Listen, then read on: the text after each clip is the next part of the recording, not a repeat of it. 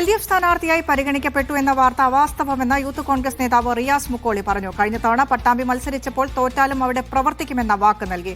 ആ വാക്ക് പാലിച്ച പട്ടാമ്പിയിൽ ഇതുവരെയും പ്രവർത്തിച്ചു. സീറ്റില്ല എന്ന് കണ്ടപ്പോൾ പഴയ സുഹൃത്തുക്കളായ CPM-കാർ ബന്ധപ്പെട്ടു.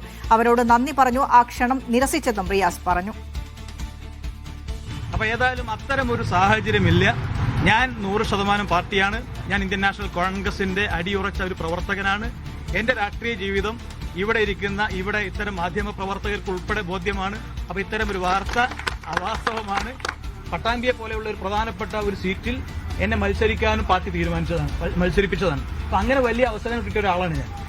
അപ്പം ഇത്തരം ഒരു ഞാനത് മത്സരിക്കാൻ വേണ്ടി ആഗ്രഹിച്ചോ അല്ലെങ്കിൽ അത്തരം ഒരു കാര്യങ്ങൾ കണ്ടിട്ടോ അല്ല. നമ്മളന്ന് കൊടുത്തൊരു വാക്ക് അവിടെ ഞാൻ നിൽക്കണമെന്ന് പാർട്ടി പ്രവർത്തകരുടെ ഒരു സ്നേഹനിർഭരമായിട്ടുള്ള ഒരു ക്ഷണം അത് സ്വീകരിച്ചാണ് ഞാൻ നിന്നത്.